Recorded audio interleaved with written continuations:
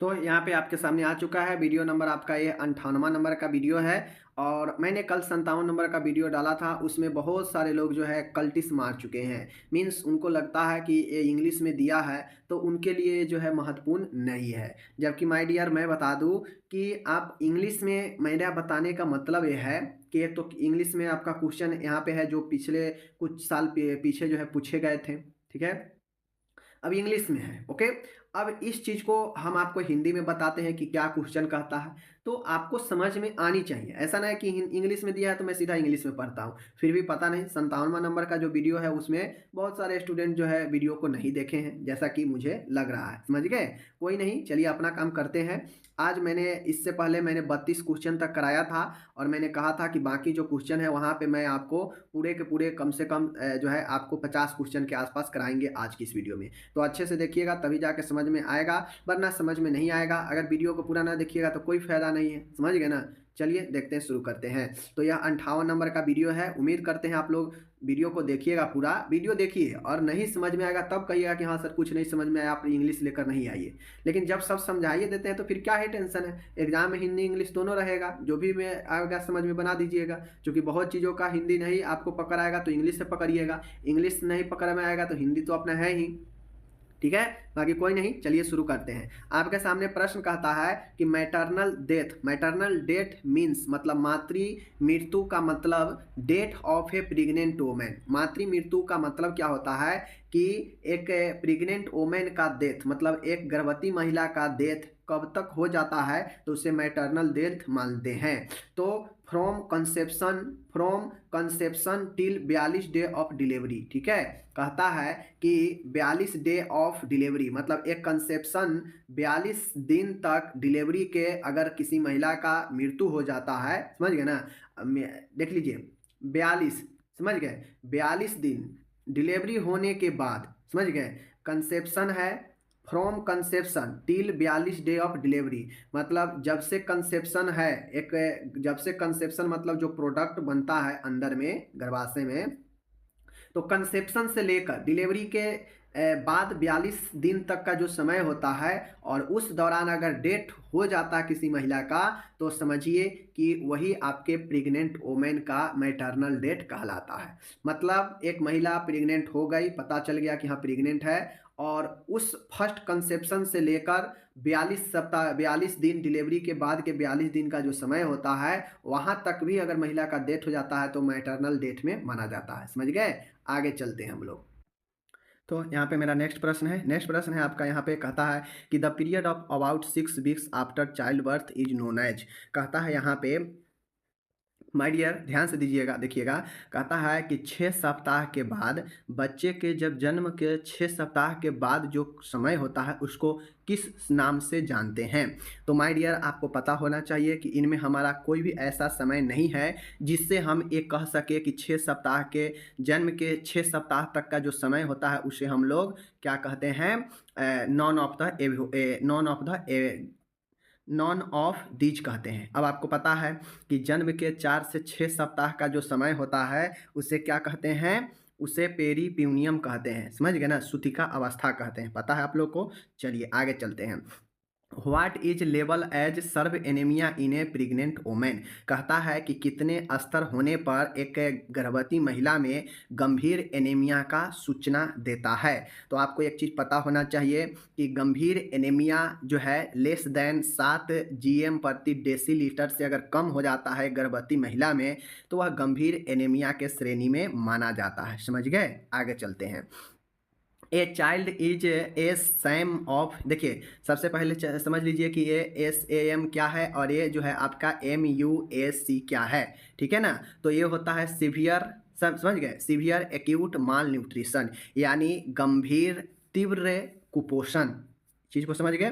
MUAC होता है यह आपका, इसके कंडीशन के तुलना में यह जो है सरकमफ्रेंस होता है, मतलब जैसे मान गए हमारा ये एज कितना है, ठीक है, और उस एज में अगर हम कुपोषण होंगे तो हमारा हाथ पैर पतला पतला हो जाएगा। अगर हमारा बॉडी सही रहेगा, कुपोषण नहीं रहेगा, तो हमारा एक जो बाहें की मोटाई होगी, जो शरीर की मोटाई होगी वो अच्छा होगा। तो वही कहता है कि चाइल्ड में जो SAM होता है, इफ़ कितना पर जो है आपके MUSC होता है। MUSC जो होता है यह होता है आपका अपर, समझ गए, अपर जो है आपके सरकमफ्रेंस होता है, समझ गए, सरकमफ्रेंस SAM की तुलना में। तो माय डियर एक चीज़ समझिए, यहाँ पे कहता है option number B right answer है कि 11.5 सेंटीमीटर से कम अगर MUSC है तो वैसे में माना जाता है कि चाइल्ड में सीवियर जो है एक्यूट माल न्यूट्रिशन है, समझ गए। अगर सरकमफ्रेंस अगर 11.5 सेंटीमीटर से कम आ जाए तो उससे SAM मानते हैं। Okay,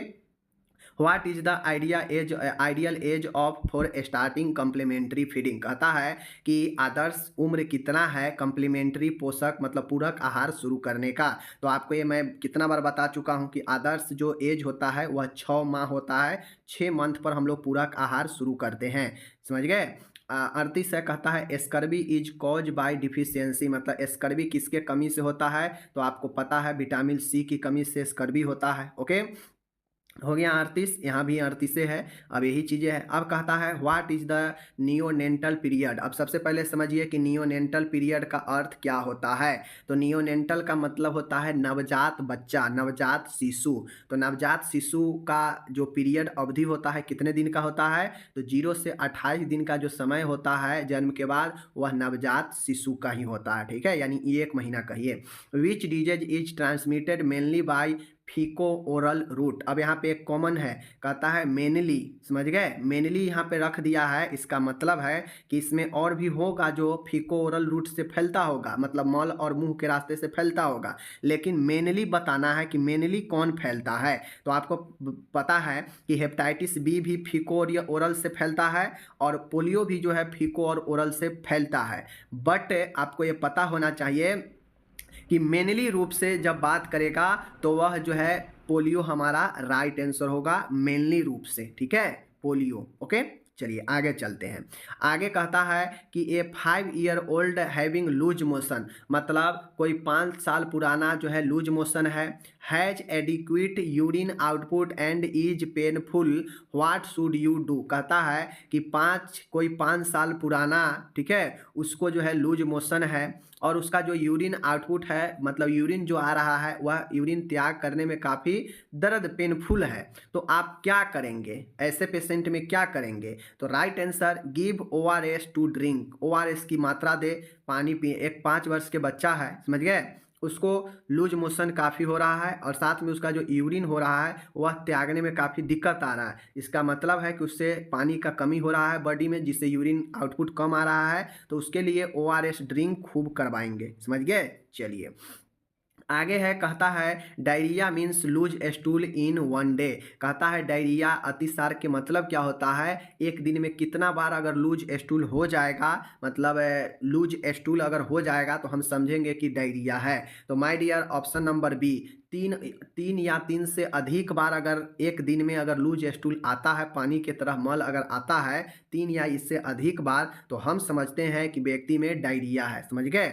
who can provide kangaroo mother care, कहता है इन ऑप्शन में से कौन है जो आपके कंगारू मदर KMC प्रोवाइड दे सकता है। तो माय डियर आपको एक चीज़ समझना पड़ेगा कि कंगारू मदर जो है केयर जो है वह मदर माता के द्वारा भी, पिता के द्वारा भी और दादी यानी ग्रैंड मदर के द्वारा भी दिया जा सकता है। बेसिकली KMC में होता क्या है कि जो बच्चा का टेम्परेचर कम है, समझ गए, जो बच्चा लो बर्थ वेट बेबी है तो उसको जो है अपने सीने से लगा कर रखा जाता है 6 से 8 घंटे तक बेसिकली, और उससे जो है बच्चा का स्किन टू स्किन संपर्क भी से स्किन टू स्किन कांटेक्ट भी कहते हैं। आगे का प्रश्न है, कहता है all are true for dysentery, कहता है इनमें से सभी जो है डिसेंट्री के लिए सही है बट एक को छोड़कर, ठीक है ना, इन 4 में से कोई एक ऐसा है जो डिसेंट्री के लिए जो है गड़बड़ है, बताइए कौन सा। तो आपके सामने में ऑप्शन है, पढ़िए और समझिए, पढ़ने वाला प्रश्न है। कहता है presence of blood in stool, dysentery में क्या आपके स्टूल में जो है रक्त होता है, रक्त का उपस्थिति होता है, तो बिल्कुल होता है। इंक्रीज फ्रीक्वेंसी ऑफ मोशन, मतलब जो मोशन होता है लूज मोशन जो होता है वह तीव्र गति से होता है, तो बिल्कुल सही है। टेनिस्मस, टेनिस्मस क्या टेनिस्मस होता है? तो यह भी बात सही है। Presence of worm in stool, एक गलत चीज़ है। डिसेंट्री में मल में कीड़ा उपस्थित नहीं होता है, ठीक है, तो ये चीज़ें गलत हो जाएगा। ओके, आगे है 45 नंबर का प्रश्न है, what is not true about severe pneumonia in a child age 11 month. कहता है कि इनमें से क्या जो है सही नहीं है गंभीर न्यूमोनिया के बारे में। एक 11 महीने का बच्चा है, उसमें सीवियर न्यूमोनिया के बारे में कौन सा कथन सही नहीं है, बताना है कि कौन सा सही नहीं है। तो रेस्पायरेटरी रेट इज 50 पर मिनट या इससे अधिक, तो ये बात सही है, इतना होता है इसमें। ओनली एक्सरे कैन कन्फर्म, तो ये जो है 45 हमारा ये बी सही है। आपका 11 महीने का बच्चा है, उसको गंभीर न्यूमोनिया है, यह कथन नोट ट्रू, यह सही नहीं है कि सिर्फ जो है एक्सरे ही कन्फर्म कर देगा कि आपके बच्चा को निमोनिया है, ये बात आपका सही नहीं है, तो ये हो जाएगा आपका यहाँ पे गलत। ठीक है, बाकी child is drowsy, refusal to drink और फीड, तो निमोनिया में जो है ड्रिंक और भोजन लेना बच्चा जो है मना कर देता है, ठीक है, चाइल्ड ड्रॉसी हो जाता है, ठीक है, रिस्पायरेटरी रेट 50 पर मिनट से अधिक हो जाता है, तो ये सब होता है, बट ओनली एक्सरे से कन्फर्म आप नहीं कर सकते हैं निमोनिया के, समझ गए। आगे कहता है PCV vaccine is given to protest against, ठीक है, कहता है कि पीवीसी वैक्सीन किसके विरुद्ध दिया जाने वाला आपका एक टीका है जो किसके सुरक्षा देता है, किससे सुरक्षा देता है, तो PVC prevent to pneumonia, pneumococcal, तो option number C right answer, इसको ध्यान में रखना है। Measles should not be used he if has been more than dash hour after देख लीजिए रिकॉन्स्टिट्यूशन, कहता है कि अगर मिजल्स के टीके को एक बार हम अगर उसको यूज में लाते हैं तो उसको जो हम लोग उसके वैक्सीन को उपयोग में लेने के लिए जो हम उसको लिए हैं, तो उस वैक्सीन को जो है हमको जो है 4 घंटे से ज़्यादा देर तक जो है उसका यूज नहीं करेंगे, ठीक है, ये वो वैक्सीन को 4 घंटे के बाद बेकार हो जाता है, 4 घंटे के बाद मिजल्स के टीके का उपयोग नहीं करेंगे जिसका हम लोग उपयोग करने के लिए निकाले हैं, ठीक है ना। कहता है डोज ऑफ विटामिन ए, मतलब विटामिन ए का मात्रा कितना होता है, गिवन एलोंग विथ मिजेस, मतलब मिजल्स के खसरा के साथ में जब देते हैं तो विटामिन ए का डोज 16 महीने पर जो देने वाला होता है वो कितना होता है, जो 16 मंथ पर जो मिजल्स का टीका लगता है और उसके साथ जो विटामिन ए देते हैं तो वह कितना होता है, तो आपको पता है 2 लाख जो है इतना दिया जाता है, समझ गए, विटामिन ए का। Which vaccine prevent congenital rubella syndrome, अब यहाँ पे आपसे पूछ रहा है माय डियर कि कॉन्जेंटल जन्मजात रूबेला को रोकने वाला कौन सा है, तो मिजल्स, तो ये तो बेचारा खुद अपना एक बीमारी है, डीपीटी में होगा नहीं, टीटी में होगा नहीं, तो एमआर ही मिजल्स रूबेला होता है जिसको यह टीका रोकता है कॉन्जेंटल रूबेला को। ओके, आगे है 50 नंबर का प्रश्न है, अच्छा है, all of the following are given intramuscularly except, कहता है इनमें से जो है 4 ऑप्शन है, कोई 3 है जो इंट्रामस्कुलर से दिया जाता है, बट एक को छोड़कर, कौन है एक ऐसा इनमें से वैक्सीन है जिसको इंट्रामस्कुलर नहीं दिया जाता है, तो आपको यहाँ पे डिसाइड करना है। तो आपको पता है डीपीटी इंट्रामस्कुलर चल जाएगा, हेपेटाइटिस बी इंट्रामस्कुलर चल जाएगा, पेंटावैलेंट भी इंट्रामस्कुलर चला जाएगा यानी आईएम के थ्रू, यह तीनों आईएम के थ्रू चला जाएगा, बट एमआर जो होता है यह आपका गलत हो जाएगा, एमआर जो होता है वह आईएम में नहीं जाएगा, तो यही एक छोड़कर बाकी सब आईएम वाला था। 51 नंबर है the minimum legal age limit for employment of children, कहता है कि एक मिनिमम कानूनी रूप से उम्र कितना होना चाहिए किसी बच्चे को जो है रोजगार में जाने के लिए, तो माय डियर अगर कोई व्यक्ति है किसी बच्चे को अगर समझ लीजिए कि 14 वर्ष से अगर कम है उसका उम्र और उससे अगर कोई अपना काम करवा रहा है तो यह कानूनी रूप से जो है क्या है, खतरनाक है, यह कानूनी रूप से किया गया अपराध है। 14 वर्ष या इससे कम उम्र के बच्चे को लीगली आप काम पर नहीं लगा सकते हैं, तो ये आपका जो है ए ऑप्शन नंबर सी सही है। First sign of puberty in girl, कहता है कि प्रथम चिन्ह क्या है, एक यौना आरंभ जब एक गर्ल में होता है, यौना आरंभ जब शुरू होता है तो फर्स्ट साइन क्या होता है एक लड़की में, तो right answer breast bird development, मतलब जो ब्रेस्ट बर्ड मतलब जो समझ रहे हैं जो सीने का जो उभार होता है उसमें विकास देखा जाता है, समझ गए। चलिए आगे चलते हैं। आगे है आईसीटीसी का फुल फॉर्म पूछता है कि आईसीटीसी का फुल फॉर्म क्या होगा। तो माय डियर, आईसीटीसी का जो फुल फॉर्म होगा वह integrated counselling and testing centre for HIV and AIDS होगा। तो यह राइट आंसर, यह VBI है, इसको याद कर लीजिए। I for integrated, C for counselling, T for testing, C for centre, for HIV and AIDS के लिए बनाया गया काउंसिल और सेंटर होता है। आगे है 54 नंबर और एक अच्छा प्रश्न है, the counselling tips for adolescent include all of the flowing जो है एक्सेप्ट। ठीक है, तो आपको यहाँ पे एक चीज़ बताना है माय डियर, काफ़ी खूबसूरत प्रश्न है, ये सारे के सारे प्रश्न अपने आप में काफ़ी खूबसूरत है। तो चलिए हम लोग देखते हैं। कहता है कि आप कौन से काउंसलिंग टिप जो है आप एक जो है किशोरावस्था में देंगे, एक को छोड़कर। इनमें से कौन कौन सा दे सकते हैं, एक को छोड़कर, समझ गए। तो मेंटेन मेंस्ट्रुएशनल हाइजीन, बिल्कुल सही है। एक अगर लड़की अगर एडोलेसेंट में है, किशोरावस्था में है, तो हम उसे मेंटेन मेंस्ट्रुएशनल जो हाइजीन होता है, स्वच्छता होता है, उसको जो है रखने के लिए कहेंगे। ये बातें तो बिल्कुल आपका सही है, समझ गए, ये बातें भी सही है। तो इस चीज़ को आपको ध्यान में रखना है। एवॉइड अनप्रोटेक्टेड सेक्सुअल बिहेवियर, बिल्कुल सही है। यह भी जो है कहेंगे कि अनप्रोटेक्टेड सेक्सुअल बिहेवियर को जो है एवॉइड करें, बात सही है, ये भी टिप्स सही है। कीप क्लासमेट इन्फॉर्म्ड, ठीक है, keep in have a positive outlook, हमेशा अपने आप को सकारात्मक जो है दिखाएं, यह भी सही है। बाकी ये वाला गलत है कि आप कीप क्लासमेट इन्फॉर्म, हमेशा जो है आप क्लासमेट के सूचना दे, ये बातें आपका सही नहीं है, तो ये जो है गलत हो जाएगा। बाकी ये सब सही है, ठीक है।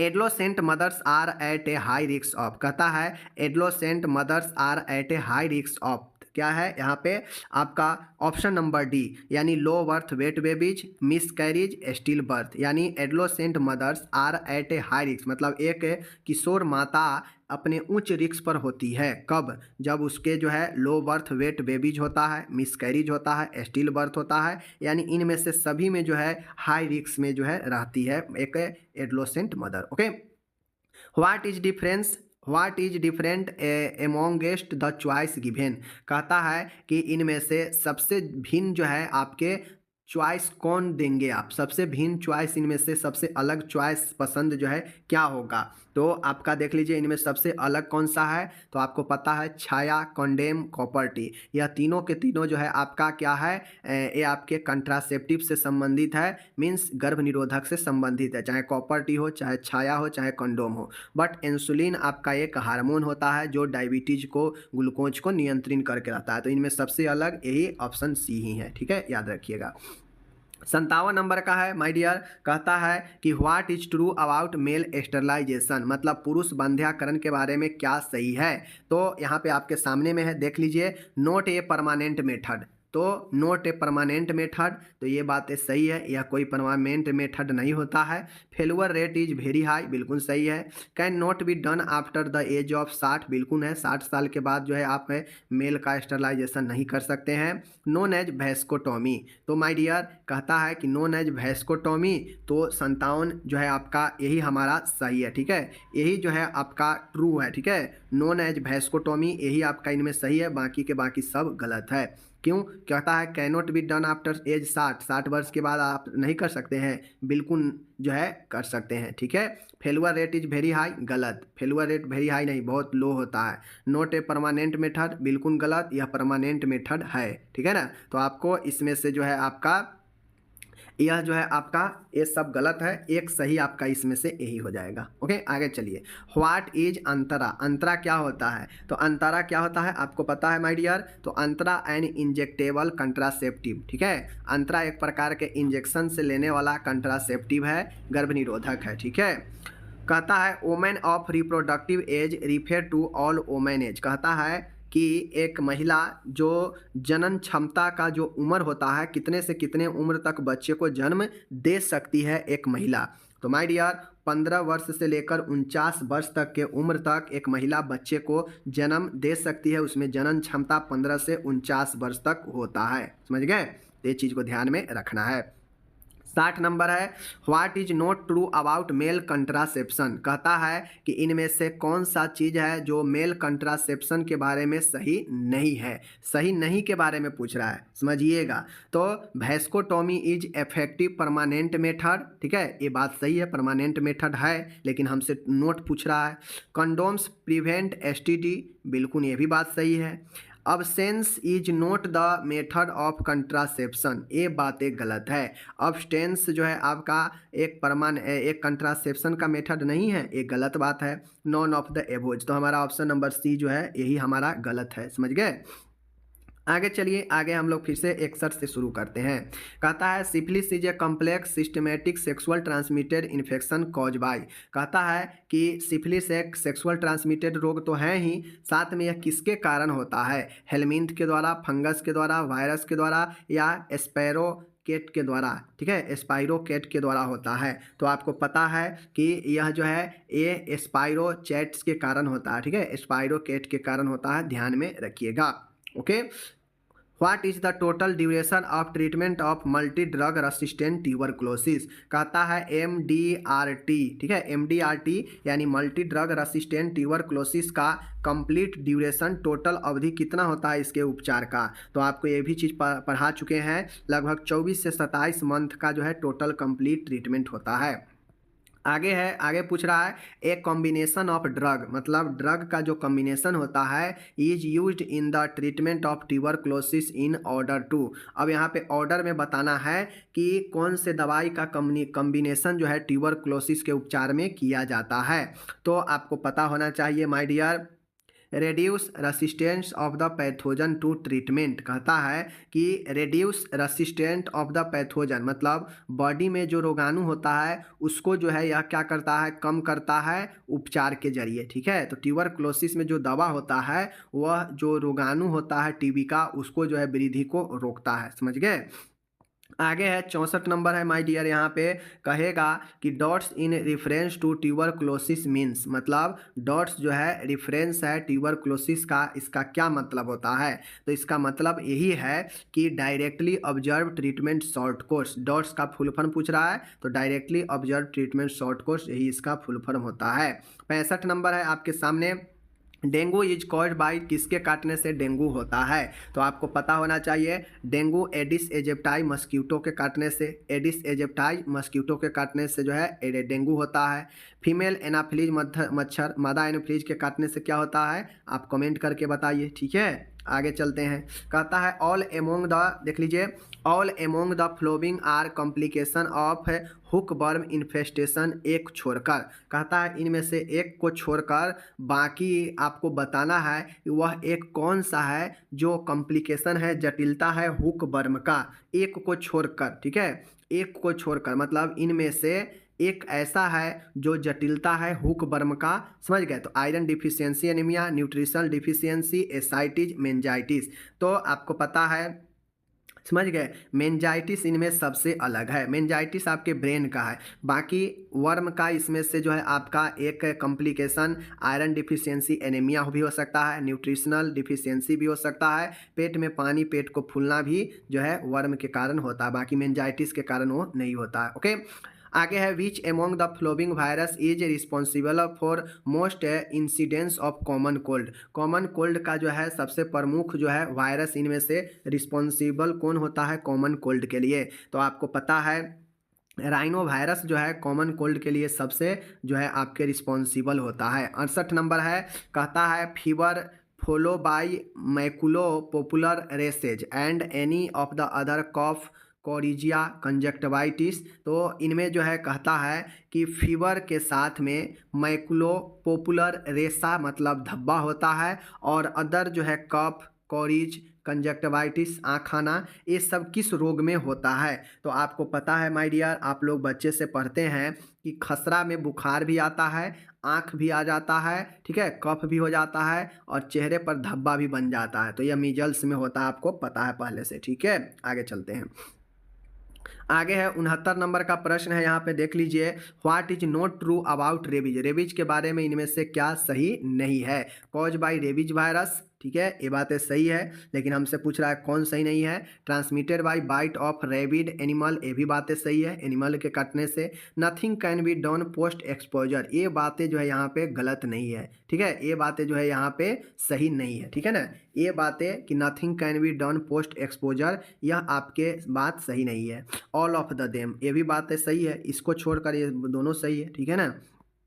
आगे है symptoms of typhoid include all except, कहता है कि आपको सिम्टम्स बताना है टाइफाइड का, इनमें से एक को छोड़कर, ठीक है, इनमें से एक ऐसा है जो टाइफाइड का जो है लक्षण आपके नहीं होते हैं, बाद बाकी सब के सब लक्षण होगा, सिर्फ एक को छोड़कर। तो आपको पता है दौरा, सीजर, टाइफाइड में सीजर दौरा आता है, नहीं आता है, तो यह एक ऐसा है, इसको छोड़कर बाकी हेडक होना, भूख का कम लगना, एब्डोमिनल पेट दर्द होना, ये सब होता है टाइफाइड में, लेकिन दौरा नहीं आता है। ओके, सीओपीडी, सीओपीडी का फुल फॉर्म यहाँ पे पूछ रहा है, तो हमें पता है सीओपीडी का फुल फॉर्म होता है जो है क्रोनिक ऑब्स्ट्रक्टिव पल्मोनरी डिजीज होता है, तो ऑप्शन नंबर सी हो जाएगा हमारा राइट। ओके, आगे चलते हैं, कहता है स्ट्रोक किसके कारण होता है। तो माय डियर, स्ट्रोक जो होता है वह lack of blood supply to cerebral blood vessels, मतलब स्ट्रोक व्यक्ति में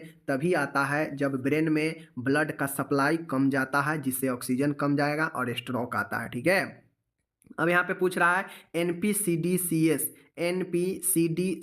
NPCDCS का फुल फॉर्म पूछ रहा है, तो right answer option number A ही होगा, NPCDCS। देख लीजिए NPCDS का full form, NP national programme for prevention and control of cancer, diabetes, cardiovascular disease and stroke. इसको याद रखना है, जो बड़ा आ जाएगा वही आपका राइट आंसर हो जाएगा, समझ गए, सबसे बड़ा यही राइट आंसर है, ठीक है ना।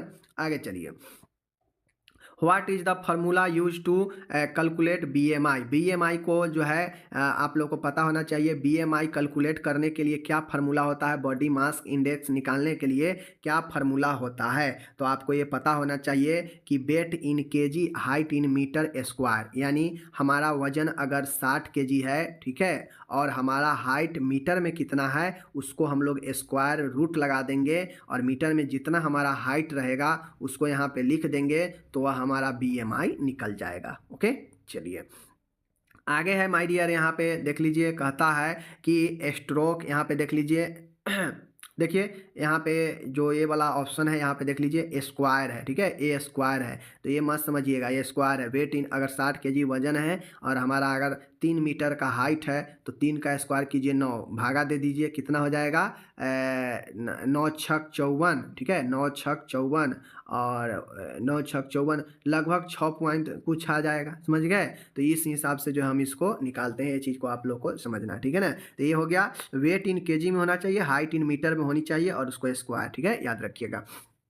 आगे है हमारा यहाँ पे आगे देख लीजिए, कहता है which of these is not a non modified risk factor, कहता है कि which of these is not a non modified risk factor, कहता है कि इनमें से कौन सा ऐसा जो है फैक्टर नहीं है जिसे हम मॉडिफाई भी नहीं कर सकते हैं, कौन सा रिस्क है।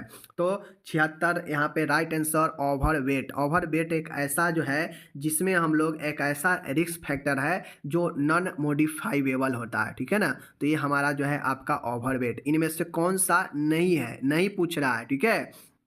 तो माय डियर, ओवरवेट होगा उससे तो हम मॉडिफाई कर लेंगे, ठीक है, कोई दिक्कत नहीं है, मॉडिफाई कर लेंगे, लेकिन फैमिली हिस्ट्री हो गया, एज हो गया, इसको हम मॉडिफाई कर पाएंगे, यह नॉन मॉडिफाई है। तो हमसे पूछ रहा है कि नोट नॉन मॉडिफाई, तो यह मॉडिफाई है, ठीक है, लेकिन हमसे पूछ रहा है नॉन मॉडिफाई, इनमें से कौन नहीं है। तो यह जो है हमारा नॉन मॉडिफाई, तो यह मॉडिफाई तो है बट यहाँ पे नहीं लगा दिया, बाकी ये सब जो है हमारा क्या हो जाएगा, यही है, समझ गए।